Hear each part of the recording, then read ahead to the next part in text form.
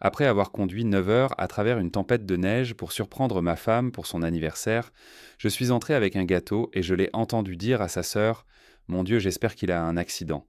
Je pourrais utiliser l'assurance. Sa sœur a répondu: Ou au moins quelques mois de silence. Elles ont ri. J'ai laissé le gâteau sur le comptoir. Le lendemain matin, j'étais parti. 3 semaines plus tard, elle a regretté tout ce qu'elle avait dit.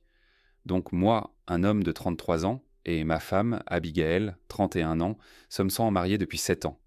Une histoire classique. Amoureux au lycée, nous nous sommes séparés pour l'université, retrouvés au mariage d'un ami commun, et le reste fait partie de l'histoire. Du moins, c'est ce que je pensais. Les choses n'allaient pas très bien ces derniers temps. Abigail a été distante. Cela a commencé il y a environ 6 mois, quand elle a commencé à passer plus de temps avec sa sœur Mia et ce nouveau groupe d'amis qui semblent tous conduire des voitures qu'ils ne peuvent pas se permettre et prendre des vacances pour lesquelles ils n'ont pas l'argent. Je ne juge pas, je constate juste. Abigail a commencé à faire des commentaires sur le fait que notre maison était de taille de départ et à me demander quand j'allais passer au niveau supérieur professionnellement. J'ai mis ça sur le compte d'une phase. Nous vivons confortablement. Une belle maison à 3 chambres dans un bon quartier. 2 voitures décentes, des vacances annuelles, rien de fantaisiste, mais nous nous en sortons bien. Ou du moins, c'est ce que je pensais. La semaine dernière, c'était l'anniversaire d'Abigail. Les anniversaires de février sont nuls dans le Midwest, toujours froid, souvent enneigé. Les projets sont annulés, alors j'ai décidé de faire quelque chose de spécial cette année.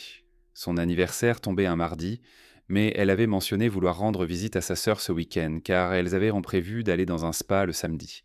Je lui ai dit que je ne pouvais pas m'absenter du travail et que je devrais rester. C'était un mensonge. J'avais en fait arrangé les choses pour prendre congé le vendredi. Le plan? La surprendre en me présentant chez Mia le vendredi soir avec son gâteau préféré de cette pâtisserie près de chez nous. Puis l'emmener pour un dîner chic que j'avais déjà réservé. J'avais même préparé un sac avec sa robe et ses chaussures préférées. J'avais tout prévu. Les bulletins météorologiques ont commencé à être incertains le jeudi soir. Une alerte de tempête hivernale avec 15 à 25 cm de neige attendue dans 3 États, y compris sur tout l'itinéraire que je devais parcourir. La plupart des gens auraient annulé. Pas moi. En partie par détermination têtue, en partie parce que je ne voulais pas gaspiller la réservation au restaurant qu'il m'a fallu 3 semaines pour obtenir. Je suis parti à 7 heures du matin le vendredi. Ce qui aurait dû être un trajet de 6 heures s'est transformé en un cauchemar de 9 heures, conduite en se cramponnant au volant à travers une neige si épaisse que je pouvais à peine voir les feux arrière devant moi. 3 accidents sur l'autoroute ont tout ralenti. J'ai dû m'arrêter 2 fois pour prendre un café, juste pour rester vigilant. Mais je n'arrêtais pas de penser au visage d'Abigail quand je franchirais la porte. Ça en valait la peine, n'est-ce pas? Je suis arrivé dans le quartier de Mia vers 16 heures. J'ai dû me garer à un pâté de maison plus loin car les chasse-neige n'étaient pas encore passés. J'ai pris la boîte à gâteaux et j'ai marché péniblement dans la neige jusqu'aux chevilles. Mon jean était trempé quand je suis arrivé à la porte d'entrée de Mia. La porte était déverrouillée. Je pouvais les entendre dans la cuisine. Des voix et des rires. J'étais sur le point d'appeler quand j'ai entendu mon nom. Abigail était au milieu d'une phrase. De qui? Rien. Un silence radio. Mia a dit quelque chose que je n'ai pas pu distinguer. Puis Abigail de nouveau, plus clairement. Il a envoyé un texto plus tôt en disant qu'il était coincé au travail, probablement toujours là-bas. Avec ce temps, ils auraient renvoyé tout le monde à la maison, a répondu Mia. Eh bien, il est probablement sur le canapé avec ses écouteurs en train de jouer à ce jeu stupide encore une fois. J'ai gelé dans l'entrée. Ce n'était pas le genre de mépris amusant habituel pour mes habitudes de jeu. Il y avait un réel mépris dans sa voix. Au moins, il n'est pas là pour ruiner ta semaine d'anniversaire, a dit Mia. J'ai failli entrer à ce moment-là pour me présenter. J'aurais aimé l'avoir fait. Au lieu de cela, j'ai entendu ce qui a suivi. Mon Dieu, tu peux imaginer? Abigail a ri. Il insistait pour venir dîner avec nous ce soir et raconter les 3 mêmes histoires, ce qu'il raconte toujours. Puis, il aurait ce regard de chiot triste quand je voudrais sortir demain sans lui. Mon estomac s'est noué. Je suis resté là, tenant ce stupide gâteau que j'avais conduit 9 heures à travers un blizzard pour livrer, en écoutant ma femme se moquer de moi auprès de sa sœur. Eh bien, au moins, il est en sécurité et hors de notre chemin, a dit Mia. Les routes sont un désastre. Le mari de mon ami est resté coincé sur l'autoroute pendant 3 heures. Il y a eu une pause. Puis Abigail a dit quelque chose que je n'oublierai jamais. Mon Dieu, j'espère qu'il a eu un accident. Je pourrais utiliser l'assurance. J'ai dû faire un bruit car elles sont devenues silencieuses toutes les deux. J'ai cru que j'avais été découvert, mais ensuite Mia a répondu, ou au moins quelques mois de silence. Elles ont ri toutes les deux. De vrais rires à l'idée que je sois mort ou à l'hôpital. Je ne me souviens pas avoir consciemment décidé de ce que j'allais faire ensuite. Je suis juste entré dans la cuisine, j'ai posé la boîte à gâteaux sur le comptoir et je suis ressorti. Leur visage. Je n'ai jamais vu la couleur disparaître du visage de quelqu'un aussi vite dans la vraie vie. Abigail a appelé mon nom, mais j'ai continué à marcher dans la neige, de retour à ma voiture. Je suis resté assis là pendant peut-être 21 minutes avant de pouvoir même mettre la clé dans le contact. Mon téléphone a explosé.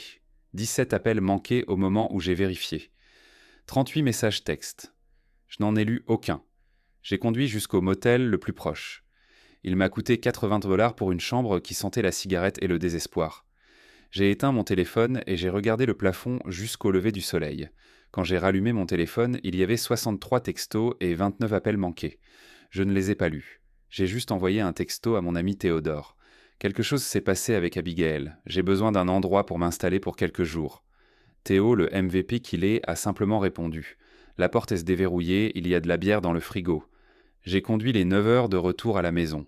J'ai emballé 3 valises de vêtements et d'essentiels pendant qu'Abigail était encore chez Mia. J'ai pris mes documents importants dans notre boîte inifuge et je suis allé chez Théo. C'était il y a 3 jours. Je n'ai toujours pas parlé à Abigail, bien que ce ne soit pas faute d'avoir essayé. Elle a appelé depuis plusieurs numéros, laissé des messages vocaux allant de larmoyant à enragé et s'est même présentée à mon travail hier. Je n'y étais pas. J'ai appelé pour dire que j'étais malade. Aujourd'hui, je suis allé à la banque et j'ai transféré la moitié de nos économies communes sur un nouveau compte à mon seul nom.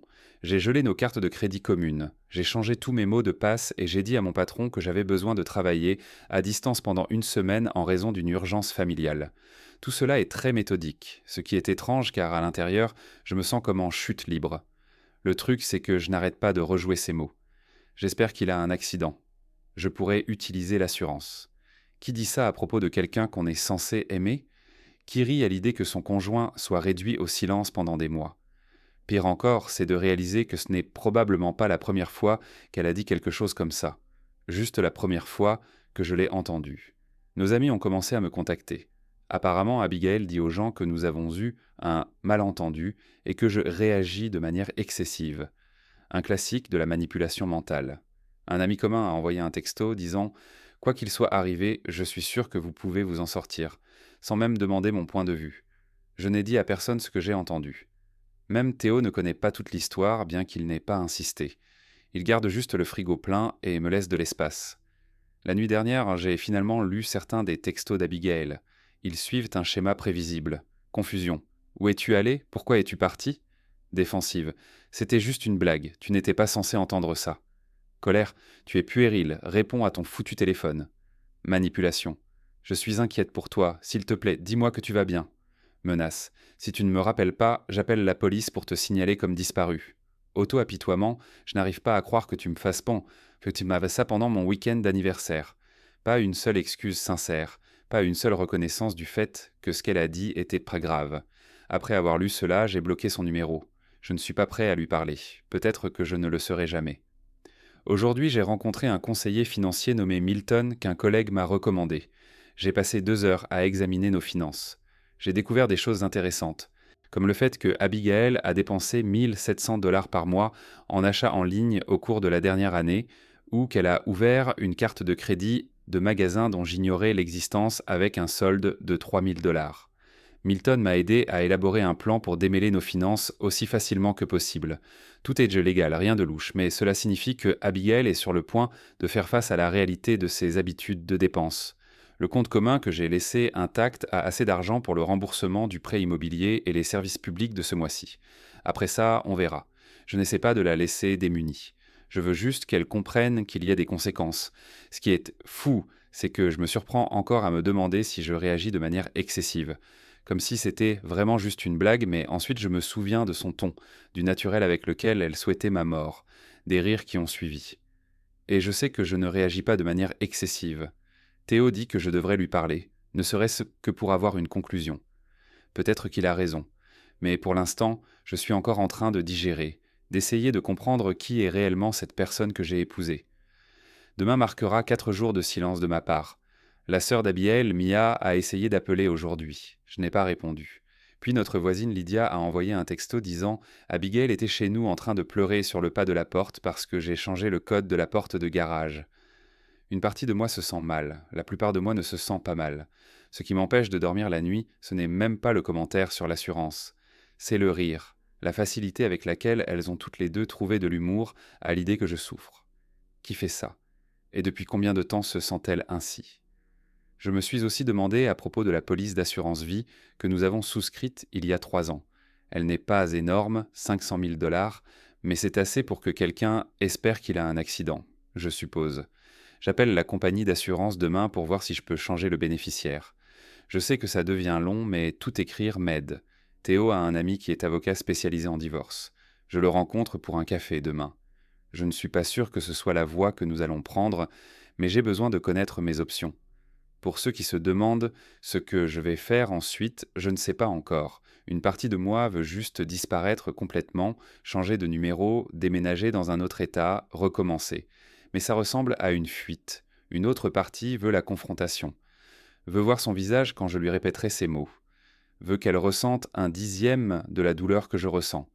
Mais surtout, je veux juste que le sentiment de vide dans ma poitrine disparaisse. Je veux arrêter de voir son visage quand je ferme les yeux. Je veux arrêter d'entendre ses mots et ses rires en boucle dans ma tête. Pour l'instant, cependant, je prends un jour à la fois, je garde la tête basse, je fais des plans et je la laisse se demander où je suis, ce que je sais et ce que je vais faire. S'il y a de l'intérêt, je mettrai à jour au fur et à mesure que les choses évolueront. Quoi qu'il en soit, merci de m'avoir laissé me défouler.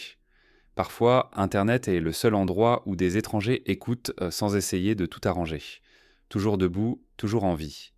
Mise à jour de Noah Petit, résumé du post précédent, pour ceux qui nous rejoignent. J'ai conduit 9 heures à travers une tempête de neige pour surprendre ma femme Abigail chez sa sœur Mia pour son anniversaire. J'ai entendu Abigail dire à Mia qu'elle espérait que j'ai un accident pour l'argent de l'assurance. J'ai laissé le gâteau sur le comptoir et je suis parti. Je suis chez mon ami Théodore depuis 3 jours, ignorant ses appels et ses textos pendant que je règle les finances. Beaucoup d'entre vous ont demandé une mise à jour quand les choses évoluent, alors nous y sommes. Cela fait 1 semaine depuis mon dernier post et 10 jours depuis que j'ai entendu ces mots qui continuent de se rejouer dans ma tête comme un son maudit de TikTok. Ils disent que la colère s'estompe. C'est ce que prétendent en pointant tous les podcasts de développement personnel que Théodore a écoutés dans la cuisine, en tout cas. La rage s'apaise et on se retrouve avec un esprit clair pour prendre de meilleures décisions. J'attends encore cette partie. Mercredi dernier, jour 4 de silence, je me suis réveillé avec un plan. Pas un bon plan, pas un plan sain, mais un plan qui me semblait juste à ce moment-là. J'ai attendu jusqu'à 9h30 du matin, quand je savais que Abigail serait au travail. Puis je suis rentré à la maison avec 3 valises moitié vides et le pick-up de Théodore. La maison était exactement la même que lorsque je l'avais laissée. Tasse à café toujours sur le comptoir. Le courrier est entassé près de la porte, mais elle me semblait différente, étrangère, comme si j'entrais dans un décor de cinéma de ma vie plutôt que dans la vraie chose. J'ai commencé dans la chambre à coucher, j'ai emballé tous mes vêtements, sauf ceux que Abigail avait choisis pour moi. Je les ai laissés accrochés dans le placard comme des cochons abandonnés. J'ai pris la montre de ma grand-mère sur la commode, les journaux de la bibliothèque et le disque dur externe avec toutes nos photos. Mesquin peut-être, mais j'ai payé pour ce foutu truc. Dans le bureau, j'ai déconnecté mon installation de jeu. J'ai laissé le bureau, que nous avons acheté ensemble, mais j'ai pris la chaise. Je l'ai achetée quand elle s'est plainte des roues qui grincent sur l'ancienne. J'ai trouvé notre certificat de mariage dans le classeur et je l'ai pris aussi. Je ne sais pas pourquoi. Ça me semblait juste important. Dans toute la maison, je me suis systématiquement retiré. Mes livres, mes disques, mes outils du garage, la sculpture en métal bizarre que j'ai achetée à cette foire d'art qu'elle détestait. 4 heures d'effacement méthodique de ma présence. Ce que je n'ai pas pris, tout ce que nous avions acheté ensemble, le canapé que nous avons choisi après 3 week-ends de shopping, la table de cuisine où nous avions mangé des milliers de repas, le lit où nous avions dormi, nous étions disputés, réconciliés, fait l'amour. J'ai laissé toutes nos photos encadrées exactement où elles étaient. Quelque chose dans le fait de voir mon visage sourire en retour sur chaque mur, chaque surface me semblait juste, un rappel de ce qu'elle avait jeté. Avant de partir, j'ai fait 3 choses. Premièrement, j'ai baissé le thermostat à 16 degrés. Abigail se plaignait toujours s'il faisait moins de 21 degrés. Deuxièmement, j'ai retiré l'ampoule du réfrigérateur, un petit inconvénient qu'elle mettrait des jours à remarquer, mais qui l'irriterait chaque fois qu'elle ouvrirait la nuit. Troisièmement, j'ai changé le mot de passe du Wi-Fi pour «J'espère qu'il a craché 3» et j'ai débranché le routeur. De petites choses, des choses mesquines, des choses qui la feraient ressentir mon absence de 100 petites manières avant même qu'elle ne digère la plus grande absence. Alors que je fermais la porte derrière moi, notre voisine Lydia était en train de prendre son courrier. Elle a regardé le camion de Théodore rempli de mes affaires, puis moi, les sourcils levés. J'ai juste haussé les épaules et j'ai dit que je prenais des choses pour les donner. Elle ne m'a pas cru. Ses yeux le disaient, mais elle a hoché la tête et est rentrée. Politesse du Midwest. Ne pose pas de questions embarrassantes. Occupe-toi de tes affaires. Ça m'agace d'habitude, mais ce jour-là, j'étais reconnaissant. De retour chez Théodore, j'ai empilé tout dans son garage, sauf 2 valises de vêtements et de nécessités qui sont entrées à l'intérieur. Il m'a aidé à décharger sans poser de questions. Il m'a juste tendu une bière quand nous avons eu fini et a dit « Parfois, la vie te botte les fesses ». Jeudi, c'était la journée financière. J'ai revu Milton. Il avait rassemblé toutes les informations de nos comptes et tout mis sur une feuille de calcul qui m'a retourné l'estomac. Il s'avère que Abigail avait dépensé beaucoup plus que je ne l'avais réalisé. Non seulement la carte de crédit de magasin que j'ai mentionnée auparavant, mais aussi des retraits en espèces de notre compte courant commun. 300 $ ici, 500 $ là. Plus de 12 000 $ au cours de la dernière année qu'elle ne pouvait pas justifier avec des reçus ou des achats que je pouvais voir. Milton m'a aidé à rédiger une lettre demandant formellement une séparation financière. Pas de papier de divorce, pas encore, mais une déclaration claire que je ne serai plus responsable de toute nouvelle dette qu'elle contacterait. Je l'ai fait livrer par coursier à son lieu de travail. Mesquin peut-être, efficace certainement. J'ai également annulé nos comptes de streaming et nos services d'abonnement partagés. J'ai changé les mots de passe de notre stockage en nuage où nous gardions des documents importants. J'ai redirigé tout mon courrier vers une boîte postale, de petites coupures systématiques à notre vie entremêlée. Vendredi matin, j'ai finalement vérifié mes réseaux sociaux. 17 messages Facebook, 34 DM Instagram. Même mon Twitter dormant avait des notifications. Des gens qui demandaient si j'allais bien. Des gens qui demandaient ce qui s'était passé avec Abigail. Des gens qui prenaient en partie sans connaître toute l'histoire. J'ai posté exactement une chose. Une photo d'un gâteau d'anniversaire à moitié mangé sur un comptoir de cuisine. Pas de légende, pas de contexte, juste le gâteau. En 1 heure, mon téléphone a explosé. Des amis qui m'envoyaient des textos pour me demander ce que ça signifiait. Abigail a appelé 6 fois en 20 minutes. Sa meilleure amie Jill a envoyé un message demandant si j'allais bien parce que Abigail était vraiment inquiète. Je n'ai répondu à aucun d'eux. Cet après-midi-là, j'ai rencontré Raoun du travail pour lui expliquer que j'avais besoin de temps personnel. Il a été étonnamment compréhensif. Il a juste demandé combien de temps j'avais besoin et si je pouvais toujours m'occuper du projet Wilson à distance. J'ai dit oui pour le projet, 2 semaines pour le temps. Il n'a pas fouillé, il m'a juste tapé sur l'épaule et a dit que parfois l'espace était la meilleure façon d'obtenir de la clarté. Premier bon conseil que j'avais reçu depuis que tout a commencé. Le samedi a apporté la première vraie confrontation. J'étais au supermarché, regardant des pizzas surgelées et essayant de me souvenir de la marque que Théodore préférait quand quelqu'un a appelé mon nom. Je me suis retourné pour trouver Mia debout là, panier d'achat à la main, le visage pâle comme si elle avait vu un fantôme. Elle a commencé avec le truc habituel. Abigail est morte d'inquiétude. Tout le monde est préoccupé. Tu ne veux pas juste lui parler ? Quand je n'ai pas répondu, son ton a changé. Elle a dit que j'étais puéril. Elle a dit que c'était juste une blague entre sœurs. Elle a dit que j'exagère. J'ai finalement parlé. Je lui ai demandé carrément si elle pensait que souhaiter la mort de son conjoint pour de l'argent d'assurance était une blague de sœur normale. Je lui ai demandé si elle voudrait que son petit ami l'entende dire quelque chose de similaire. Je lui ai demandé si elle réalisait que cette blague était l'aboutissement de mois de mépris croissant d'Abigail. Elle n'avait pas de réponse, elle a juste bégayé quelque chose sur des malentendus et du contexte. J'ai remis la pizza, laissé mon chariot à moitié plein dans l'allée, et je suis sorti. Mesquin ? Oui. Satisfaisant ? Aussi oui. Le dimanche a été calme. Théodore a eu des amis pour regarder le match. Ils savaient tous que quelque chose se passait, mais personne n'a posé de questions. Ils m'ont juste tendu des bières et m'ont fait de la place sur le canapé. Pendant 3 heures, je me suis presque senti normal. Puis le lundi est arrivé, et avec lui, la réalité. Mon congé temporaire de travail a commencé. La maison que j'avais partagée avec Abigail pendant 5 ans était à moitié vide de l'autre côté de la ville, et mon téléphone affichait 15 appels manqués d'elle pendant la nuit. J'ai finalement écouté un message vocal. Sa voix sonnait différemment, éraillée, brute.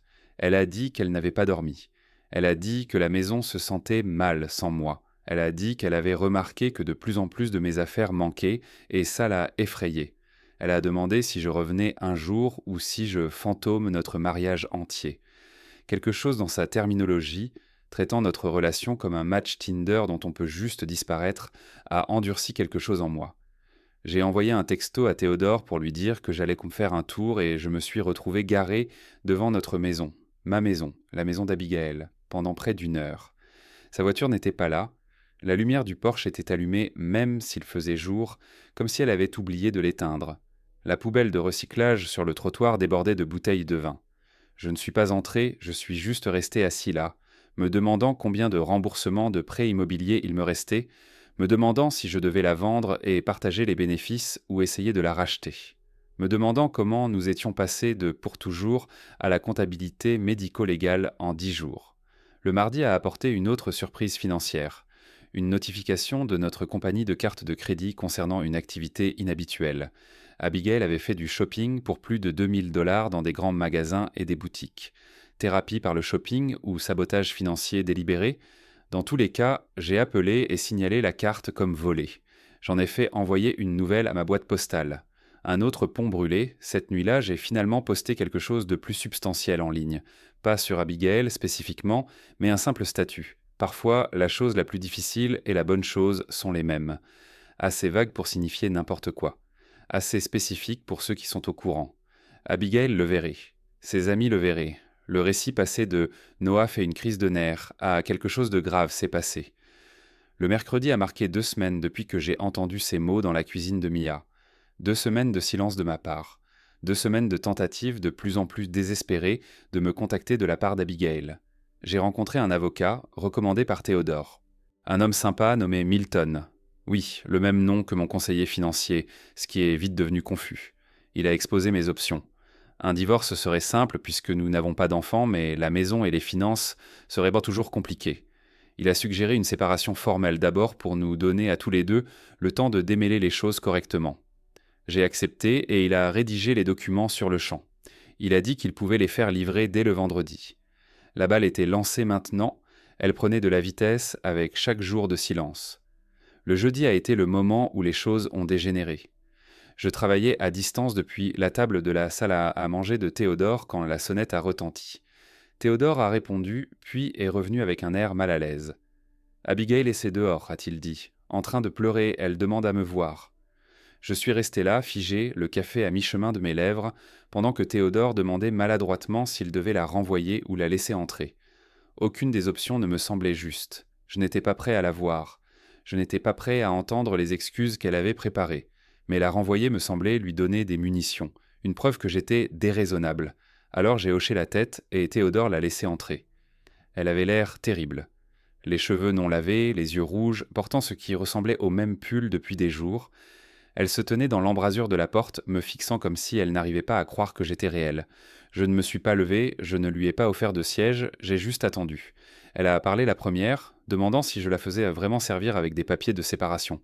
Apparemment, l'assistante de Milton avait appelé pour vérifier notre adresse, et elle avait insisté jusqu'à ce qu'il révèle le sujet de l'appel.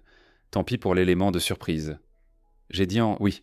Elle a demandé pourquoi je ne voulais pas lui parler, ne pas la laisser s'expliquer. Sa voix se brisait comme si elle devait forcer les mots. Je lui ai dit qu'il n'y avait rien à expliquer. J'ai entendu ce que j'ai entendu. Elle a dit que ce n'était pas ce que je pensais. Qu'elle avait été stressée par le travail et les factures et que sa sœur faisait toujours ressortir le pire en elle. Qu'elle ne le pensait pas, littéralement. C'était juste de l'humour noir après quelques verres de vin. Je lui ai demandé si elle se souvenait exactement de ce qu'elle avait dit. Elle hésita, puis a prétendu qu'elle avait dit « Je souhaite qu'il s'effondre juste sur le canapé pendant un moment » et que j'avais mal entendu. C'est là que j'ai sorti mon téléphone. J'ai lancé l'audio. Oui, j'avais un enregistrement. Pas parce que je l'avais prévu. J'avais utilisé une application de mémo vocal pour enregistrer des idées de cadeaux pendant le trajet en essayant de penser à ce que je pourrais lui offrir d'autre pour son anniversaire en plus du gâteau. Je n'ai jamais arrêté l'enregistrement quand je suis arrivé. Pur accident ou destin, ou peu importe comment vous voulez l'appeler. Ces mots exacts avec sa voix exacte. Mon Dieu, j'espère qu'il a un accident. Je pourrais utiliser l'assurance. La réponse de Mia.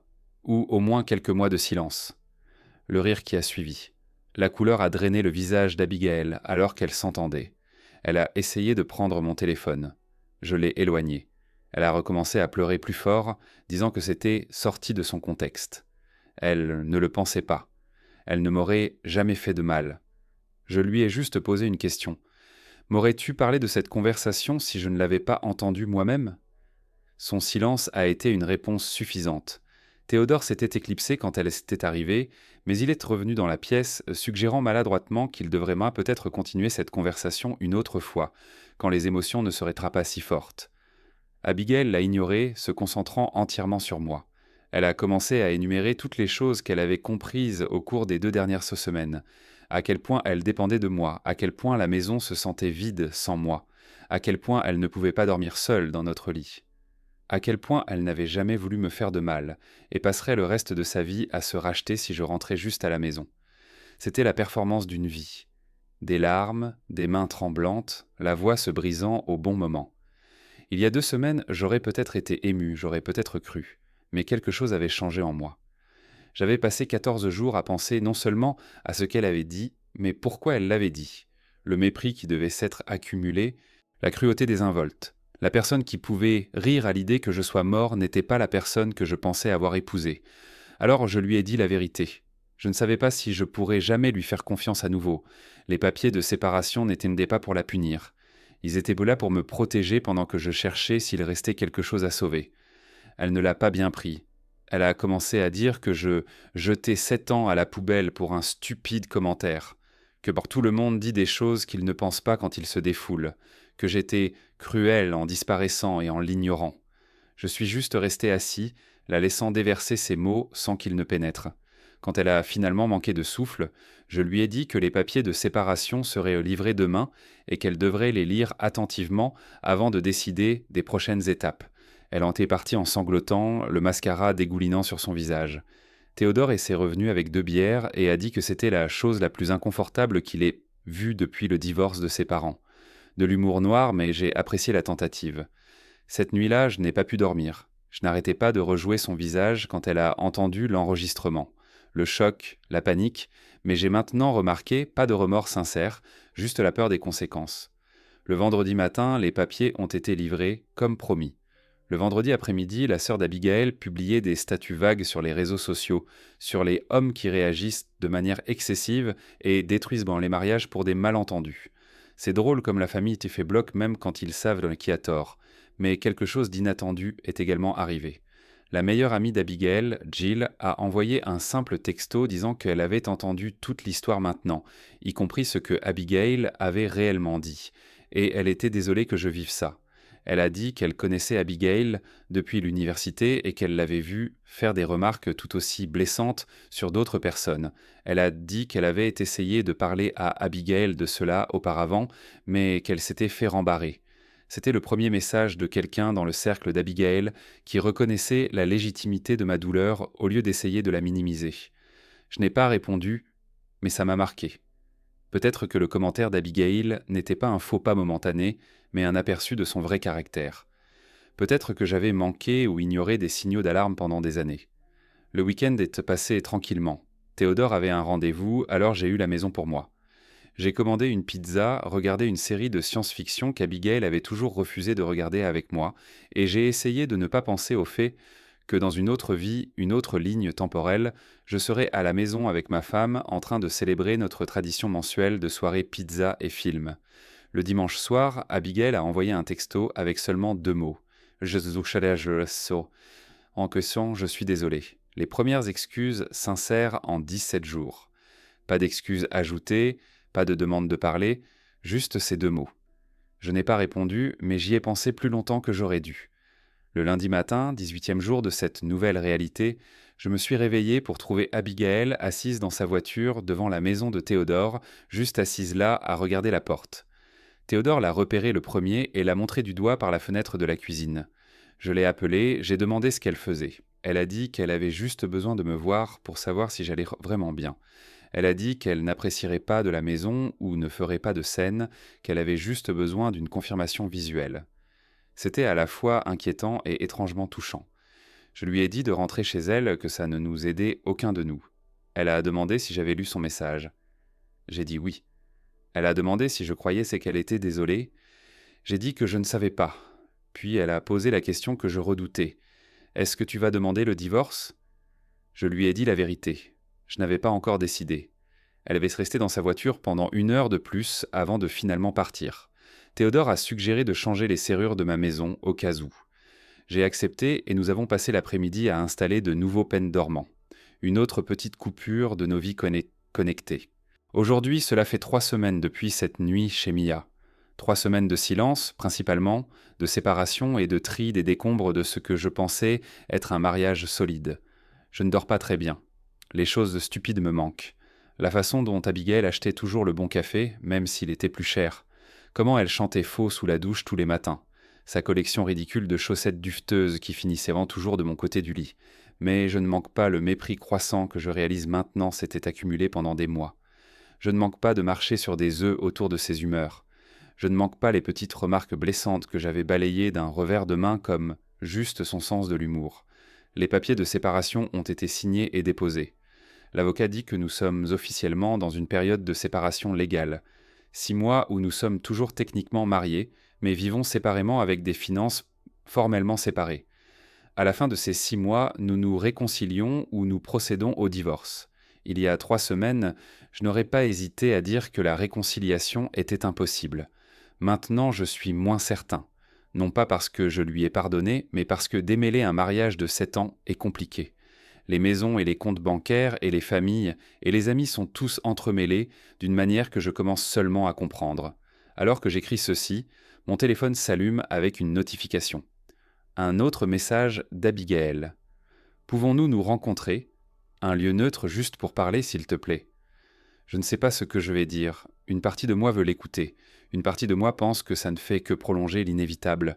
La plupart de moi est juste fatiguée de toute cette situation, mais je soupçonne que je vais accepter de la rencontrer. Ne serait-ce que pour lui dire en face toutes les choses que j'ai tapées à des étrangers sur Internet. Je mettrai à jour si quelque chose de significatif change. Et merci pour tous les conseils sur le dernier post, même les suggestions bizarres impliquant des paillettes dès son flacon de shampoing. Certains d'entre vous ont besoin d'une thérapie, mais j'apprécie la solidarité. Toujours debout, toujours en vie. Dernière mise à jour de Noah. Cela fait exactement 25 jours que j'ai laissé ce gâteau sur le comptoir. 25 jours de silence, de séparation et de plus de responsabilité d'adulte que je n'en ai jamais voulu. Ce sera probablement ma dernière mise à jour parce que, il n'y a qu'un nombre limité de façons de disséquer un mariage mort avant même qu'Internet ne s'ennuie. D'abord, merci pour tous les commentaires et DM. Oui, même les bizarres. Non, je n'ai pas suivi le conseil de mettre du poisson dans les aérations de sa voiture. Vous êtes des sauvages. Donc, la réunion au café. Je suis arrivé 15 minutes en avance parce que l'anxiété me rend ponctuel. Downtown Groundwork, un café à 14 heures. Un jeudi signifiait qu'il y avait assez de monde pour le bruit de fond, mais pas trop pour que nous soyons entendus. J'ai choisi une table dans un coin, j'ai commandé un café noir que je ne voulais pas et j'ai attendu. Abigail est arrivée exactement à l'heure, pas 5 minutes en retard comme d'habitude. Ses cheveux étaient crânin coiffés, un maquillage léger, elle portait le pull bleu que je lui avais donné le Noël dernier. Tous des choix stratégiques, j'en suis sûr. La première chose qu'elle a dite en s'asseyant n'était pas « bonjour ». C'était qu'elle avait perdu 7 livres depuis que j'étais parti. Elle a juste lâché ce fait comme si ça était censé signifier quelque chose. La perte de poids due au stress comme monnaie d'échange relationnel. Un classique d'Abigail. Je ne l'ai pas reconnu, j'ai juste demandé pourquoi elle voulait se rencontrer. Elle avait préparé des notes. Elle avait préparé des notes, de vraies notes manuscrites, sur un bloc-notes jaune. La vue était si inattendue que j'ai failli rire. Cette femme qui préférerait mourir que de faire une liste de courses avait fait une liste à puces pour tout ce que cette conversation était censée être. Son premier point, elle était désolée, sincèrement et profondément désolée pour ce qu'elle avait dit. C'était cruel et irréfléchi, et elle ne le pensait pas. Elle avait été stressée par le travail, agacée que je sois absente pour son week-end d'anniversaire, ou du moins c'est ce qu'elle pensait, et elle avait bu du vin avec Mia tout l'après-midi. Les mots sont juste sortis. J'ai demandé pourquoi elle avait ri après. Elle a tressailli comme si je lui avais lancé de l'eau au visage. Elle a dit que c'était un rire nerveux. Elle a dit que Mia faisait toujours ressortir son pire côté. Elle a dit que c'était une tentative stupide de paraître cool et audacieuse devant sa sœur. Deuxième point, elle tenait notre relation pour acquise. Elle s'était sentie à l'aise dans la sécurité que je lui offrais, dans la stabilité. Elle avait cessé d'apprécier tout ce que je faisais et avait commencé à se concentrer sur ce que je ne faisais pas. Troisième point. Les 3 dernières semaines avaient été une prise de conscience. Elle avait réalisé à quel point elle dépendait de moi. Pas seulement financièrement, même si cela en faisait partie, au moins elle était honnête, mais émotionnellement. Elle a dit que la maison était trop calme. Elle a dit qu'elle avait commencé à se parler à elle-même juste pour entendre une voix. Quatrième point. Elle voulait essayer la thérapie de couple. Elle avait déjà trouvé quelqu'un qui se spécialisait dans la reconstruction de la confiance après une trahison. Elle avait pris un rendez-vous préliminaire pour la semaine prochaine. Ne voudrais-tu pas, s'il te plaît, y penser ? À travers tout cela, je suis resté assis là, sirotant mon café, maintenant froid, observant son visage à la recherche de signes de la femme qui m'avait souhaité la mort avec désinvolture. Était-ce une performance ou un remords sincère ? Je ne pouvais toujours pas le dire. Quand elle a terminé ses remarques préparées, elle a posé le bloc-notes et m'a regardé directement pour la première fois, demandant à quoi je pensais. Je lui ai dit que je pensais à des univers parallèles, à la façon dont, dans une autre ligne temporelle, je n'aurais jamais traversé cette tempête de neige, je n'aurais jamais entendu ce qu'elle a dit, je vivrais encore dans une ignorance béate, dormant à côté de quelqu'un qui pourrait rire à l'idée que je sois mort. Elle a commencé à pleurer, pas les sanglots théâtraux du salon de Théodore, mais des larmes silencieuses qu'elle essuyait continuellement avec une serviette comme si elles étaient un inconvénient. J'ai exposé mes conditions. Pas des points de négociation, juste des faits. La séparation se poursuivrait pendant les 6 mois complets comme prévu. Je ne reviendrai pas vivre avec elle pendant cette période. Je ne disais pas non à la réconciliation, mais je ne disais pas oui à la thérapie de couple non plus. J'avais besoin de temps. Elle a hoché la tête à chaque mot, comme si chacun était un petit coup qu'elle absorbait. Quand j'ai eu fini, elle a juste demandé si je la détestais. Le plus étrange, je ne la détestais pas. Toujours pas. Il y a de la colère, de la déception, de la douleur, mais pas de haine. Je lui ai dit ça. Elle a semblé sincèrement surprise. Elle a dit qu'elle s'était répétée, que je devais la détester pour la rejeter aussi complètement. Elle a dit que c'était presque pire, que je ne le fasse pas parce que cela signifiait que je n'en avais plus assez à faire pour ressentir quelque chose d'aussi fort. Ça m'a piqué parce que ce n'était pas entièrement faux. La conversation s'est terminée après cela. Nous avons convenu de communiquer par email sur les questions pratiques comme la maison et les factures. Elle continuerait de payer le prêt immobilier, son nom est dessus aussi. Je continuerai de payer ma part des services publics. Nous réévaluerons la situation au 3e mois de la séparation. Alors que nous nous levions pour partir, elle a hésité, puis demanda si elle pouvait me serrer dans ses bras. J'ai dit non. Elle a hoché la tête, comme si elle s'y attendait, a ramassé ses affaires et est partie. Je suis resté assis là pendant une autre demi-heure, pensant à quel point c'était surréaliste d'avoir une conversation aussi professionnelle avec quelqu'un que j'avais vu pleurer de manière effrayante, quelqu'un qui avait tenu ma tête quand j'avais une intoxication alimentaire, quelqu'un qui connaissait chaque histoire stupide et embarrassante de mon enfance. 7 ans réduits à des puces sur un bloc-notes.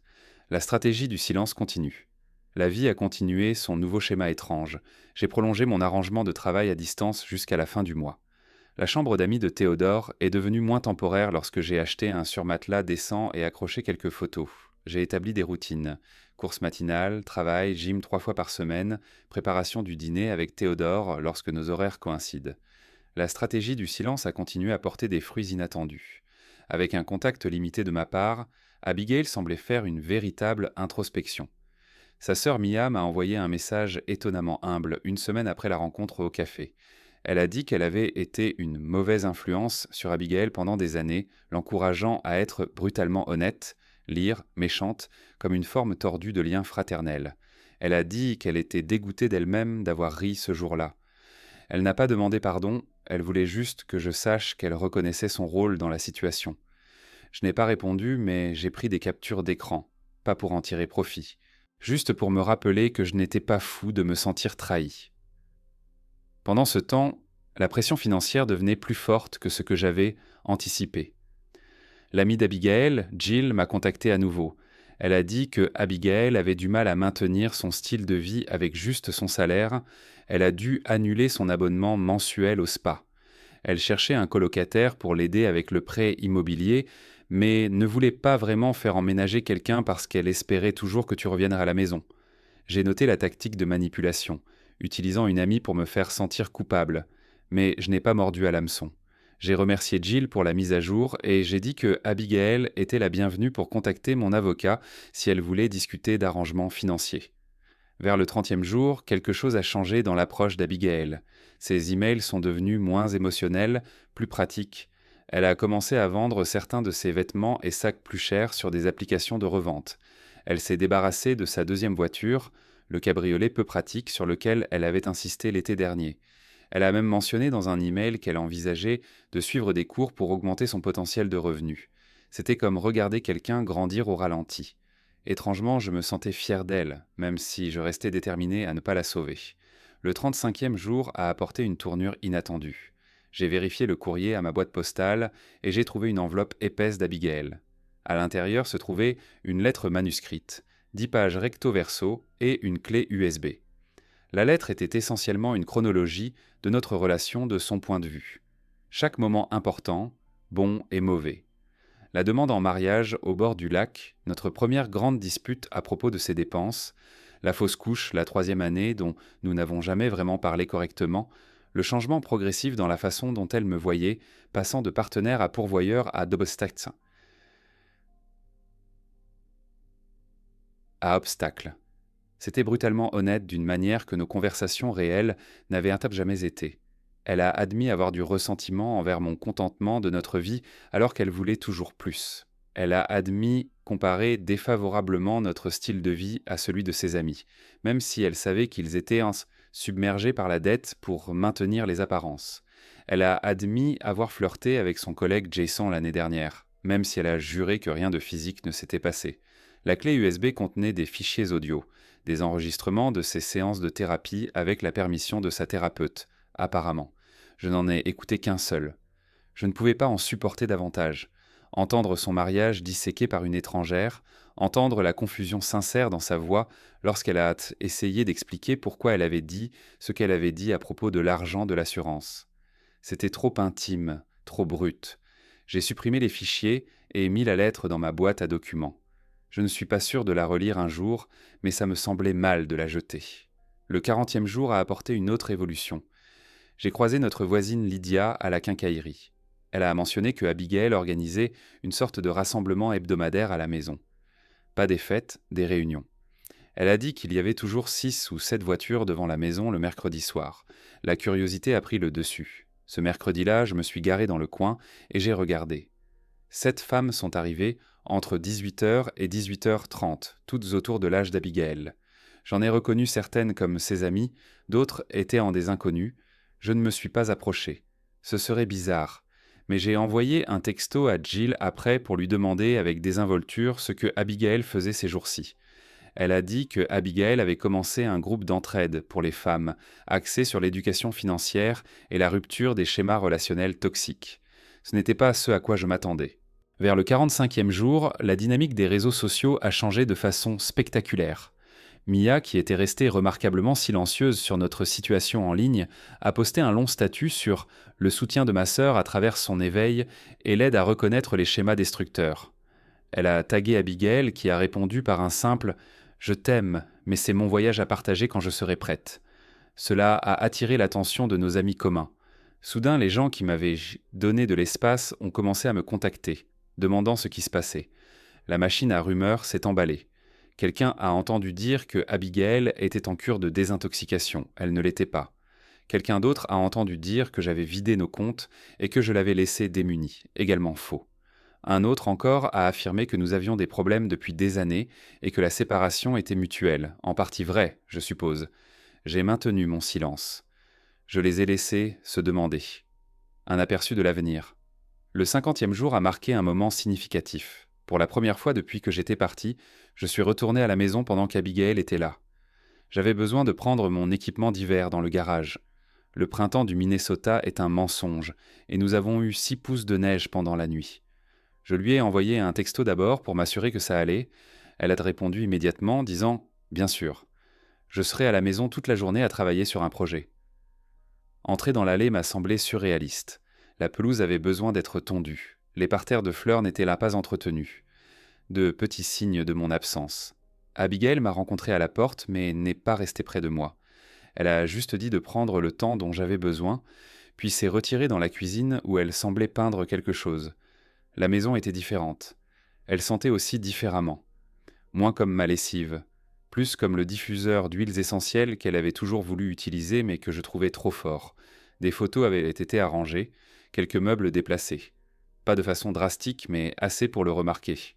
Dans le garage, j'ai trouvé mes affaires d'hiver soigneusement emballées dans des boîtes et étiquetées. Pas jetées ensemble à la hâte, mais emballées avec soin. Elle avait même inclus des choses que j'avais oubliées, mon écharpe préférée, les gants chers que ma mère m'avait donnés il y a 2 Noëls. Alors que je chargeais les boîtes dans ma voiture, Abigail est sortie avec une tasse de café. Elle m'a demandé si je voulais voir sur quoi elle travaillait à l'intérieur. Pas de pression, juste une offre. La curiosité l'a emportée. Je l'ai suivie jusqu'à la cuisine où elle avait installé un petit atelier d'art. Elle peignait des panneaux en bois avec des citations inspirantes, le genre de choses dont elle se moquait des gens qui les achetaient en chez Target.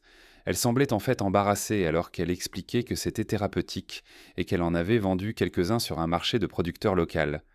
Nous avons parlé pendant peut-être 15 minutes. Des choses de surface. Le temps, l'anniversaire de ses parents, le chauffe-eau qui faisait encore ce bruit de cognement. Une conversation normale entre deux personnes qui avaient un tel l'habitude de tout partager. Alors que je partais, elle a dit quelque chose qui m'a marqué. Elle a dit qu'elle avait lu sur le deuil et qu'elle réalisait qu'elle pleurerait notre mariage tout en espérant le sauver. Et ces deux choses se contredisent dans sa tête. J'ai hoché la tête, j'ai dit que je comprenais parce que je ressentais la même contradiction. C'était l'échange le plus honnête que nous ayons eu depuis des années. Le 60e jour a apporté une clarté financière. Une rencontre avec Milton, le conseiller financier, pas l'avocat, toujours confus, a révélé que Abigail s'en tenait à notre accord. Pas de nouvelles dettes communes, des paiements réguliers sur ses cartes de crédit personnelles. Elle avait même remboursé cette carte de magasin dont je n'avais pas connaissance. Milton a suggéré qu'il était peut-être temps de discuter d'arrangements financiers plus permanents en fonction de ma tendance à la réconciliation.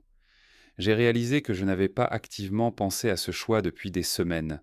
J'avais été tellement concentré sur le maintien des frontières que j'avais évité la question plus large. Alors, j'ai fait une liste style pour-contre, comme pour décider quelle voiture acheter ou quelle offre d'emploi accepter. Sauf que cela concernait la question de savoir si je devais essayer de sauver un mariage de 7 ans ou partir définitivement. La liste n'a pas aidé. Certaines choses ne peuvent pas être quantifiées. Le 70e jour. Théodore a annoncé qu'il fréquentait quelqu'un assez sérieusement pour qu'ils discutent d'emménager ensemble. Pas immédiatement, mais d'ici quelques mois.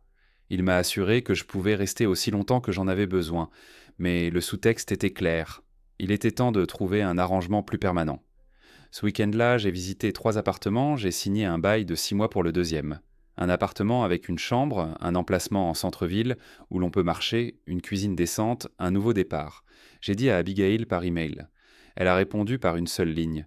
Je comprends, mais la porte reste ouverte. Le jour du déménagement est arrivé le 75e jour. Théodore a aidé avec 2 autres amis. 4 heures à monter des boîtes et des meubles sur 3 étages parce que l'ascenseur était en panne. Nous avons commandé de la pizza et de la bière après. Nous avons inauguré l'endroit avec un pique-nique improvisé dans le salon puisque je n'avais pas encore acheté de table de salle à manger. Cette nuit-là, seul dans mon nouvel appartement, j'ai finalement ouvert le dossier de photos sur mon disque dur externe. 7 ans de souvenirs, vacances, jours fériés, moments aléatoires en semaine. Abigail riant de quelque chose hors champ. Abigail dormant la bouche légèrement ouverte. Abigail, au début, me regardant comme si j'avais mis la lune en orbite. Je n'ai pas pleuré, je suis juste resté assis là, ressentant le poids de tout ce que nous avions construit et de tout ce que nous avions perdu. Le 80e jour. Un email d'Abigail me demandant si nous pouvions nous revoir. Elle voulait discuter de ce qui se passerait après la fin de notre séparation de 6 mois. Encore 3 mois à attendre, mais elle voulait être prête pour les 2 issues. Nous nous sommes rencontrés dans un autre café, à un territoire plus neutre. Elle avait l'air bien, en bonne santé. Elle s'était coupé les cheveux à la hauteur des épaules, portait un maquillage minimal et des vêtements simples, jeans, pull, bottes. Le sac à main de créateur flashy avait été remplacé par un sac fourre-tout en toile. La conversation a été directe. Elle m'a demandé si je penchais pour la réconciliation ou le divorce. Je lui ai dit honnêtement que je n'avais pas décidé. J'ai demandé ce qu'elle voulait. Elle a dit qu'elle voulait essayer à nouveau, mais seulement si je pouvais finir par lui pardonner. Vraiment pardonner, pas seulement dire les mots en gardant du ressentiment. Elle a dit qu'elle avait changé au cours des 11 dernières semaines, qu'elle était toujours en train de changer et qu'elle voulait avoir la chance de me montrer cette personne plutôt que de m'en parler. J'ai dit que je croyais qu'elle avait changé. J'ai dit que j'avais changé aussi. J'ai dit que je n'étais pas sûr si nos nouvelles identités étaient toujours compatibles ou si nous avions grandi dans des directions différentes. Elle a hoché la tête, a dit que c'était juste, puis elle m'a tendu une enveloppe scellée. Elle a dit qu'elle contenait ces conditions proposées pour les deux issues, la réconciliation ou le divorce. Elle m'a demandé de la lire quand je serais prêt et de lui faire savoir mes pensées. Je l'ai ouverte 3 jours plus tard. À l'intérieur se trouvait le document le plus mature et le plus raisonnable que j'aurais pu imaginer de la part de quelqu'un qui se battait pour son mariage tout en se préparant à sa fin. Pour la réconciliation, 6 mois de thérapie de couple avant la cohabitation, une transparence financière totale des deux côtés, des bilans réguliers sur la satisfaction de la relation, des discussions annuelles sur l'état de l'union concernant les objectifs et les progrès. Pour le divorce, une division équitable des biens basée sur la contribution plutôt que strictement 50-50. Elle rachèterait ma part de la maison à la valeur du marché. Aucune pension alimentaire dans aucune des deux directions. Une rupture nette avec un minimum d'implication d'avocat, si possible. C'était lucide, pratique et complètement différent de la Abigail qui m'avait souhaité la mort pour de l'argent d'assurance 3 mois plus tôt. Je lui ai envoyé un email pour lui dire que les deux ensembles de conditions semblaient raisonnables. J'ai demandé du temps pour prendre ma décision. Elle a répondu par un simple « Tadeo mit fa, prends tout le temps dont tu as besoin ». Le chapitre final. Aujourd'hui, c'est le 90e jour, 3 mois depuis que j'ai entendu ces mots dans la cuisine de Mia. 3 mois de silence, de séparation, de réflexion et de croissance. J'ai pensé au gâteau, celui que j'ai laissé sur le comptoir de Mia, l'anniversaire qu'il était censé célébrer, le moment où tout a changé. Cet après-midi, je suis allé à la même pâtisserie, j'ai acheté le même gâteau, j'ai conduit jusqu'à mon nouvel appartement et je l'ai posé sur mon nouveau comptoir. Puis, j'ai pris une photo et je l'ai envoyée par texto à Abigail. Le premier texto direct que je lui avais envoyé en 90 jours. Elle a appelé immédiatement. J'ai laissé aller à la messagerie vocale. Puis j'ai coupé une part de gâteau, je me suis assis sur mon canapé d'occasion et j'ai écouté son message. Elle n'a pas supplié, n'a pas fait d'hypothèse, elle a juste dit qu'elle comprenait le symbolisme. Elle a dit qu'elle accepterait tout ce que je déciderais. Elle a dit qu'elle était fière de la façon dont je m'étais comporté à travers tout cela avec dignité au lieu de destruction. Elle a dit qu'elle était à nouveau désolée, sans attendre de pardon mais en offrant l'excuse quand même. Je rencontre l'avocat demain. Pas pour demander le divorce, pas encore, mais pour discuter des prochaines étapes de l'une ou l'autre voie. Pour comprendre à quoi ressemblerait vraiment la réconciliation après quelque chose comme ça, pour savoir exactement ce que je choisis. Ce soir, je vais finir ce gâteau seul, pas par tristesse, mais parce que certains voyages doivent être faits en solo. Je ne sais pas si Abigail et moi avons un avenir ensemble. La blessure qu'elle a infligée était profonde. La confiance qu'elle a brisée ne sera pas facilement reconstruite. Mais je sais que quoi que je décide, ce sera à partir d'un lieu de force plutôt que de peur, de clarté plutôt que de confusion. Ces mots à la table de la cuisine de Mia ont révélé quelque chose de laid, mais peut-être qu'ils ont aussi révélé quelque chose de nécessaire. Peut-être que nous avions besoin de nous briser complètement pour voir de quoi nous étions réellement faits, ou peut-être que certaines choses, une fois brisées, devraient en rester ainsi. Quoi qu'il en soit, je suis en paix avec le processus. L'homme qui a laissé ce gâteau sur le comptoir il y a 90 jours se serait immolé par le feu pour garder Abigail au chaud. L'homme qui écrit ceci maintenant connaît sa propre valeur. Je mettrai à jour une dernière fois après avoir pris ma décision finale, mais pour l'instant je me déconnecte. Merci d'être venu avec moi dans ce voyage, étranger d'Internet. Vos conseils, votre soutien et vos suggestions de vengeance occasionnellement terribles ont été une forme de thérapie étrange. Toujours debout, toujours en vie, plus fort qu'avant. Noah.